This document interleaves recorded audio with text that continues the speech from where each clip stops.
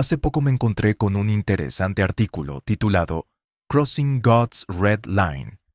A menos que Estados Unidos vuelva a Dios, ¿nos quedaremos en el precipicio? He aquí algunas líneas que deberíamos tomar en consideración. Billy Graham dijo, «También les insto a votar por otra razón. Creo que es una responsabilidad dada por Dios. Comprender los temas, saber cuál es la postura de los candidatos al respecto, pedir a Dios que nos guíe y luego votar. Más allá de eso, sin embargo, oremos por la nación y sus líderes, no solo por el presidente, sino por todos aquellos a quienes se les ha confiado un cargo público. Me pregunto cuántos de nosotros pedimos a Dios que nos guíe. La última línea de este artículo decía, América está en la balanza. Y lo que es más importante, millones de almas penden de un hilo. Ocupémonos de su obra, proclamando nuestra bendita esperanza hasta que Él venga, orando para que al hacer volver a un pecador del error de su camino, salvemos su alma de la muerte. Santiago 5, versículo 20. Si nos centramos en esa tarea, puede que también haya esperanza para América, haya algo que la gente se está perdiendo. Entre todos los titulares, entre todos los nuevos desarrollos y teorías que hay entre los oradores y comentaristas, la gente está pasando por alto el hecho de que Dios tiene el control. Obviamente, los recientes acontecimientos han cautivado los corazones y las mentes de la gente, no solo en Estados Unidos, sino en todo el mundo. Y quiero que observes las reacciones de la gente. Algunas personas se han consumido con pensamientos de ¿qué hubiera pasado si esto hubiera sucedido? ¿Y si esta cadena de acontecimientos hubiera llevado a esto? Otros se han envalentonado aún más y se han apasionado por sus creencias ideológicas, sus creencias políticas y desde luego por sus creencias religiosas. Y luego están los que pasan mucho tiempo escuchando a expertos, podcasters, comentaristas de noticias, etc. Entre este grupo encontrarás a algunos que están digiriendo cada teoría que encuentran en Internet, independientemente de si es plausible o una teoría inventada conspirativa. Pero aquí está la cosa. Como hijos de Dios, no debemos dejarnos engullir por lo que está sucediendo en la nación o en el escenario global. No dejes que te consuma.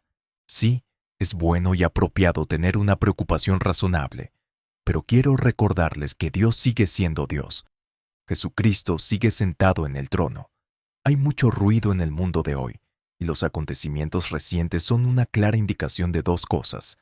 Hay una batalla espiritual en el mundo de hoy, y en segundo lugar, si tú y yo no tenemos cuidado, vamos a terminar poniendo nuestra confianza, nuestra esperanza, en un hombre, en una mujer, o en una institución, o en un grupo o partido, cuando en realidad nuestra confianza debe estar en el Señor. Estamos viviendo en los últimos tiempos bíblicos.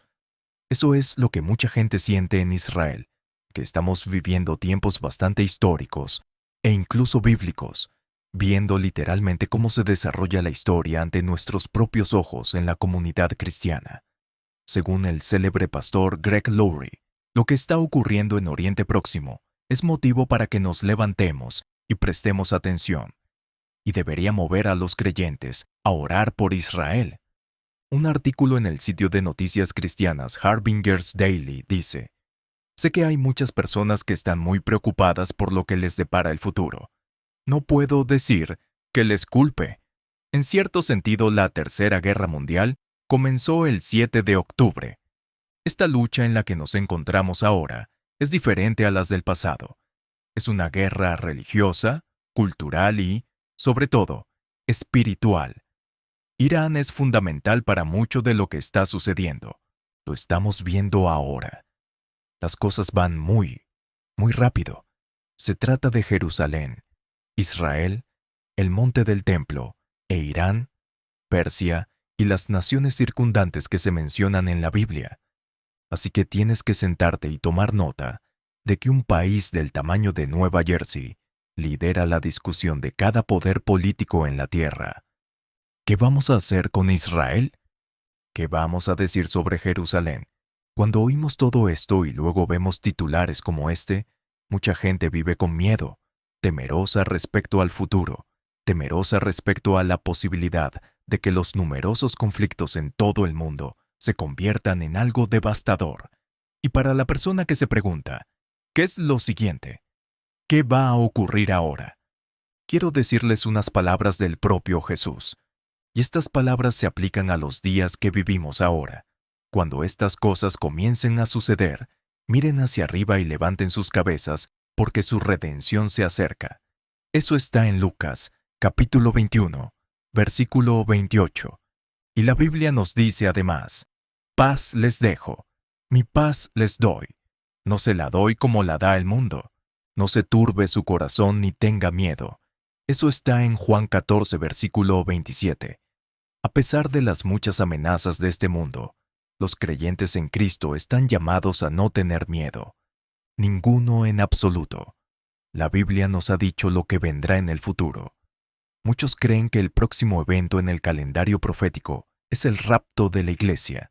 Entonces, veremos la aparición del anticristo, que luego marcará el comienzo del período de la tribulación. Y entonces, cuando el período de la tribulación termine con la segunda venida de Cristo, y entonces el Señor establezca el milenio, el reinado de 1000 años de Cristo, no estamos llamados a temer, incluso en tiempos como estos, cuando el mundo está lleno de tanta incertidumbre. ¿No es estupendo recibir buenas noticias? A todo el mundo le gusta recibir buenas noticias, ya sea que te den un ascenso, que apruebes el examen para el que tanto estudiaste, o que tú y tu esposa estén esperando su primer hijo. No hay nada como recibir buenas noticias, pero algunos delincuentes se aprovechan de nuestro entusiasmo por las buenas noticias. ¿Has recibido alguna vez un correo electrónico o un mensaje diciendo que habías ganado una gran suma de dinero? ¿O que algún rico te había elegido para compartir su fortuna contigo? La mayoría de nosotros reconocemos esos mensajes como estafas, pero esos métodos se utilizan por una razón. Funcionan. A veces, las personas están tan entusiasmadas con la perspectiva de recibir riqueza, están tan abrumadas por la excelente y emocionante noticia de que están a punto de ser ricas que se dejan engañar y no se dan cuenta de la estafa tiempo después. Quedan desolados cuando se dan cuenta de que no les va a llegar ninguna riqueza. En su lugar, han perdido su propio dinero a manos de los estafadores. Lo que en un principio pensaron que eran buenas noticias, resultó ser un terrible fraude. Las estafas financieras son horribles, pero hay un fraude mucho peor que se produce constantemente en todo el mundo. Cada día, la gente es engañada por un falso evangelio. La palabra evangelio significa buenas noticias. El evangelio es la buena noticia de que Dios ha ofrecido a la humanidad la liberación mediante el don de su Hijo Jesús, el Mesías. A través del sacrificio, resurrección y reinado de Jesús, la humanidad puede ser perdonada, redimida y puede tener vida eterna con Dios. Es una noticia maravillosa, pero tristemente, muchos distorsionan el verdadero mensaje del Evangelio y enseñan un Evangelio que es falso. Como muchas estafas, los evangelios falsos suenan atractivos y emocionantes, pero nos dejarán en bancarrota espiritual si caemos en ellos. Entonces, ¿cómo podemos saber que el evangelio que seguimos es el verdadero evangelio salvador? ¿Las verdaderas buenas nuevas? ¿Cómo podemos asegurarnos de que no estamos siguiendo un falso evangelio que nos llevará a la perdición? En primer lugar, debemos confiar siempre en las Escrituras. La Biblia es la palabra inspirada de Dios y nos enseña el verdadero evangelio. En las Escrituras encontramos los verdaderos acontecimientos de la obra de Dios, la vida de Jesús y el plan que Dios quiere que sigamos para ser salvos de nuestros pecados. Cuando alguien enseña un evangelio falso, siempre cambiará algo del mensaje de las Escrituras, o incluso cambiarán el contexto. Tal vez digan que la Biblia no es relevante.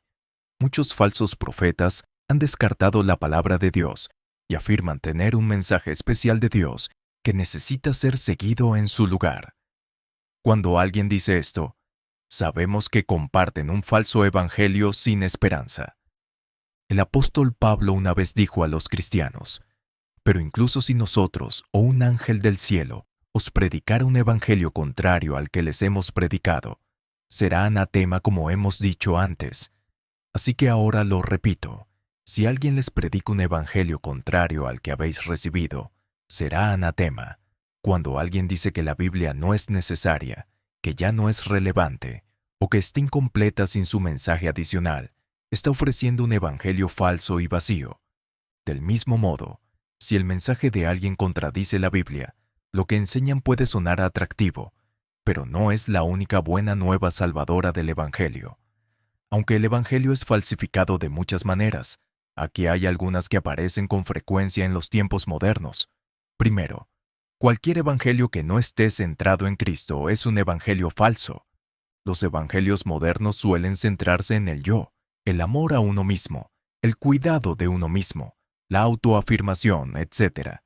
Se centran en la felicidad personal y la realización personal. Pero yo no soy el centro del evangelio y tú tampoco. Jesús lo es.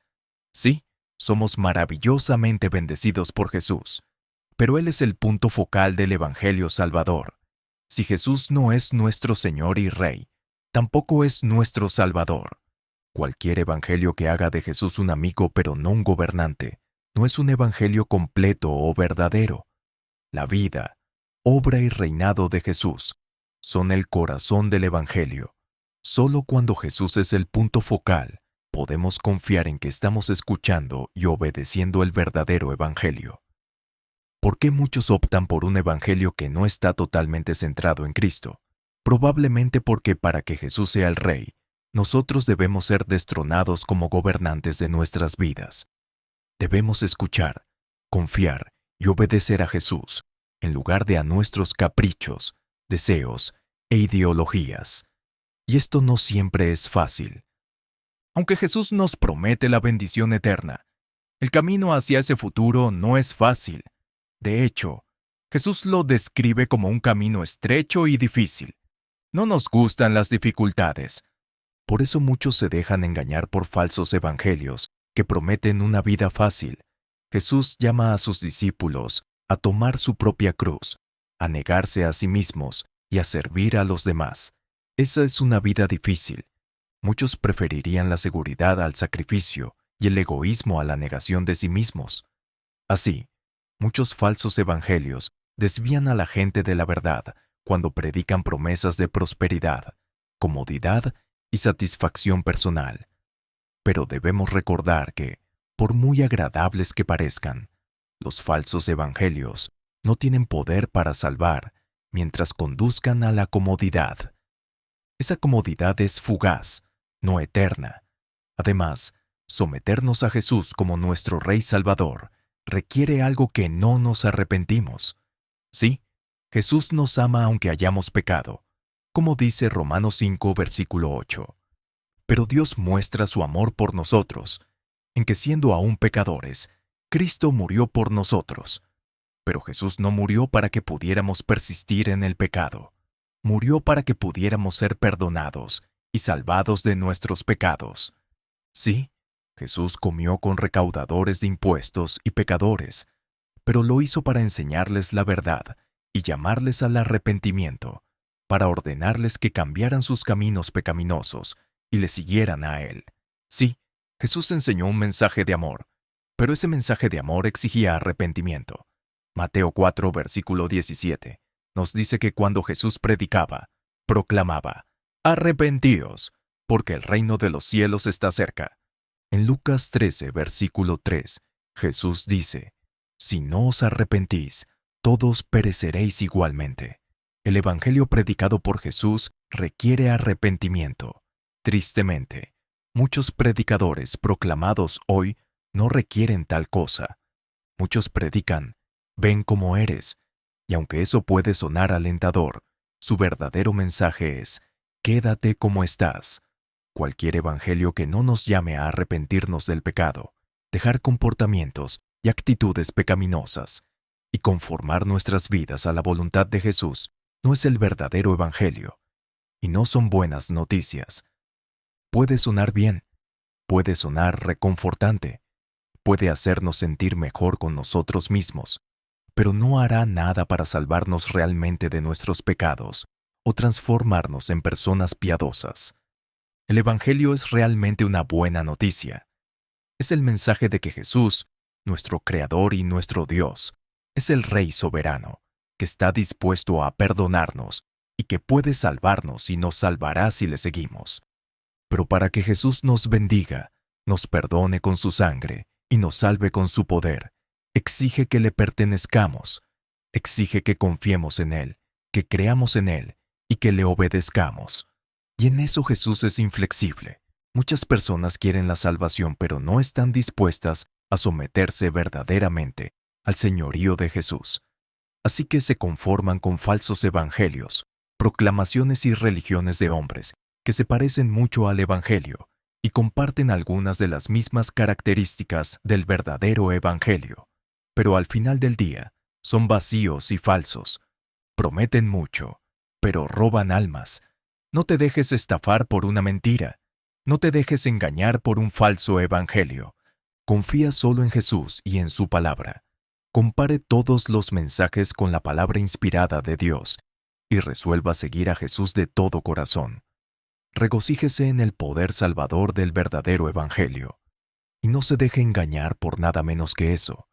¿Cuántas puertas crees que atraviesas en un día cualquiera? Puertas entre habitaciones, puertas de entrada y salida de edificios, puertas de coches. Es probable que pases a través de puertas docenas de veces cada día sin pensarlo 2 veces.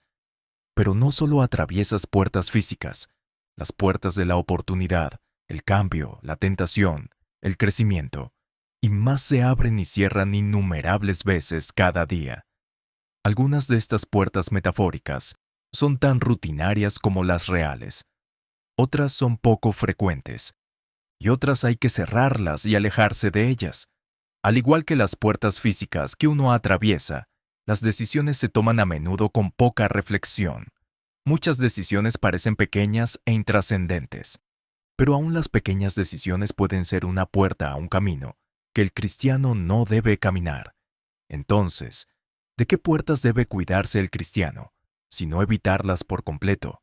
En primer lugar, consideremos el mundo de los horóscopos, los signos del zodiaco y la astrología. Muchos se preguntarán qué hay de malo en leer horóscopos, conocer el signo zodiacal o consultar guías astrológicas. Algunos leen el horóscopo para entretenerse, pero no se lo toman en serio. Otros pueden dar mucha importancia a los horóscopos y a la orientación astrológica.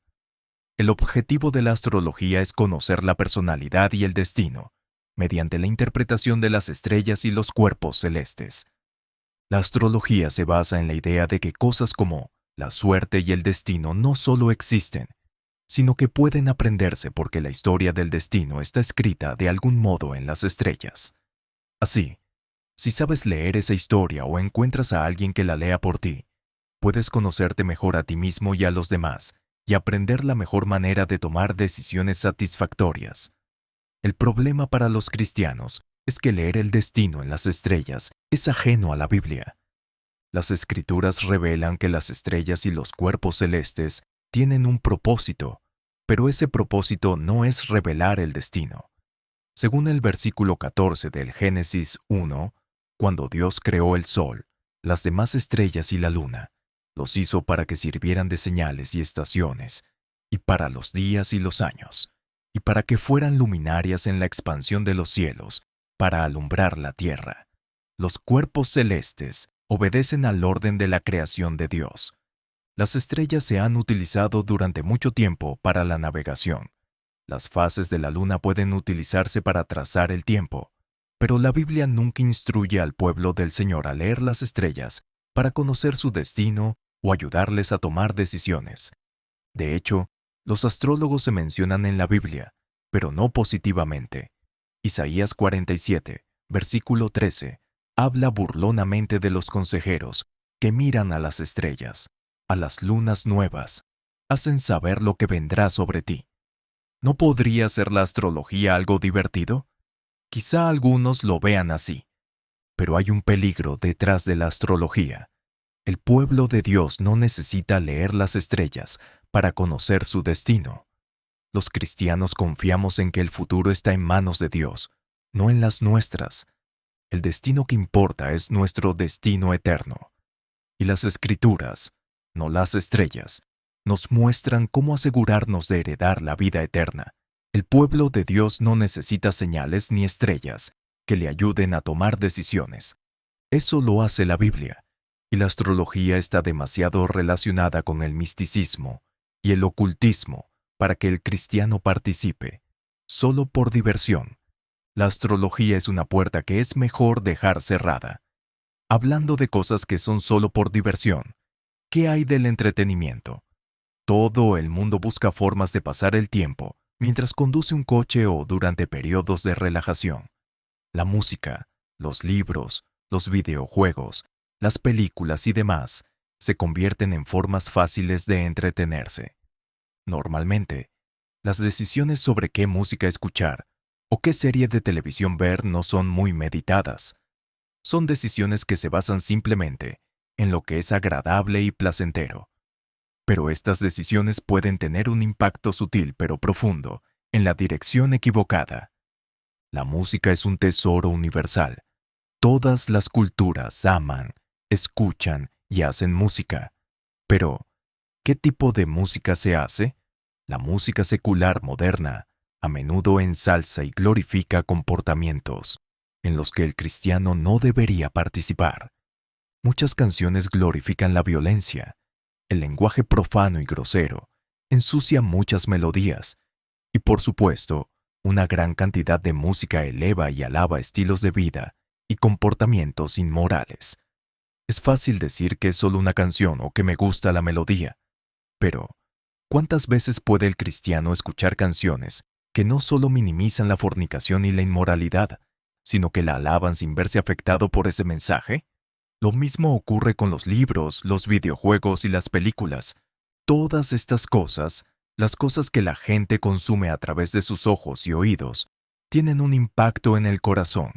Jesús dijo, porque del corazón salen los malos pensamientos, el homicidio, el adulterio, la inmoralidad sexual, el robo, el falso testimonio y la calumnia.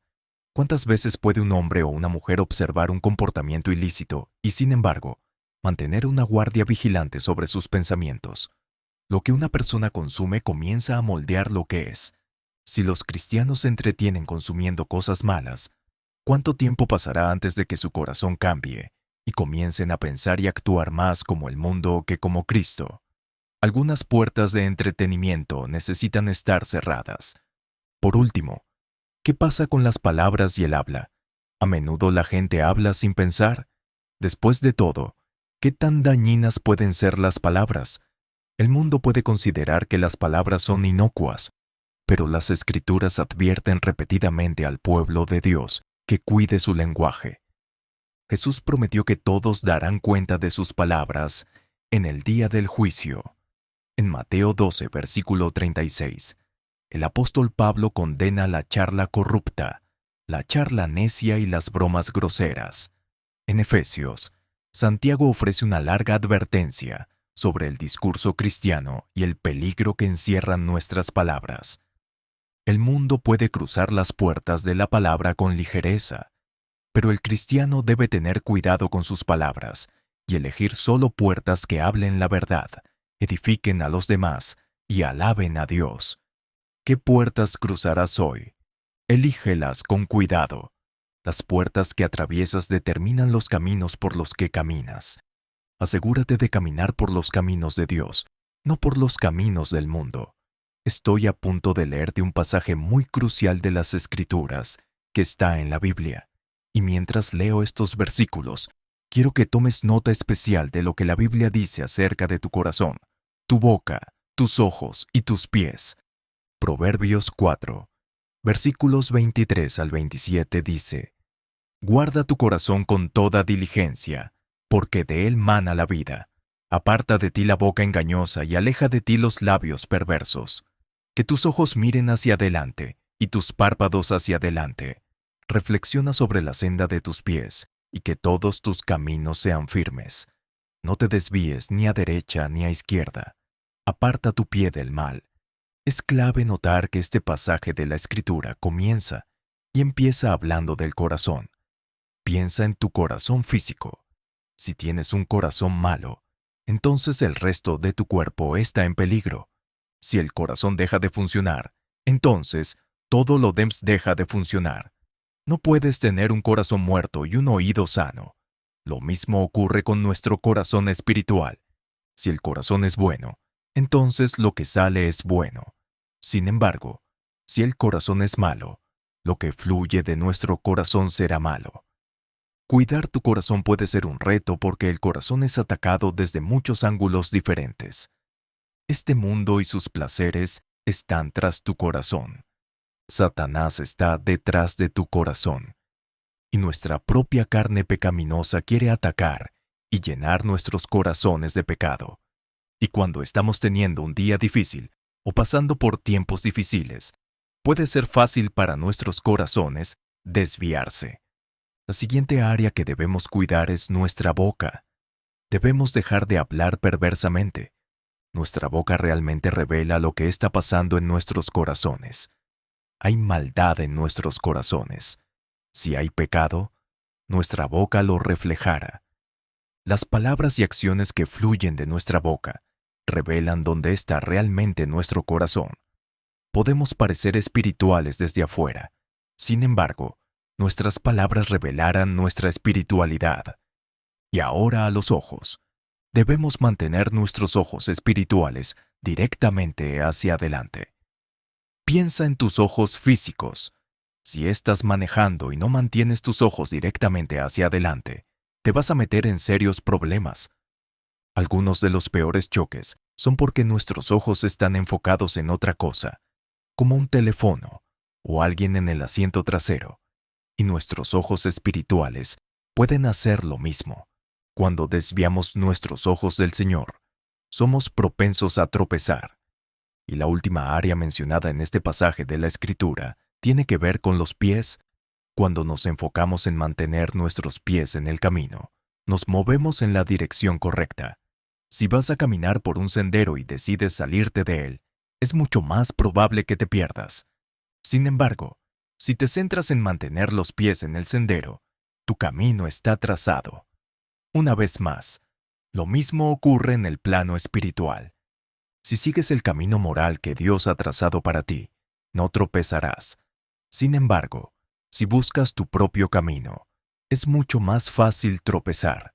Te animo a orar para que tu corazón no sea atraído al pecado. Ora para que tu boca no se llene de palabras perversas. Ora para que tus ojos permanezcan enfocados en Dios y para que tus pies sean guiados por la lámpara que es la palabra de Dios. Si esta reflexión ha tocado tu corazón, por favor escribe amén.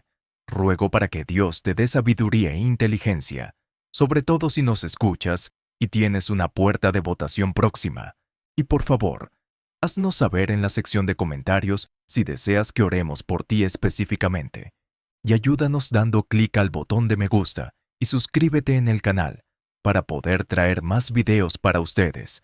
Que la gracia y la paz de nuestro Señor Jesucristo estén siempre contigo. Hasta pronto.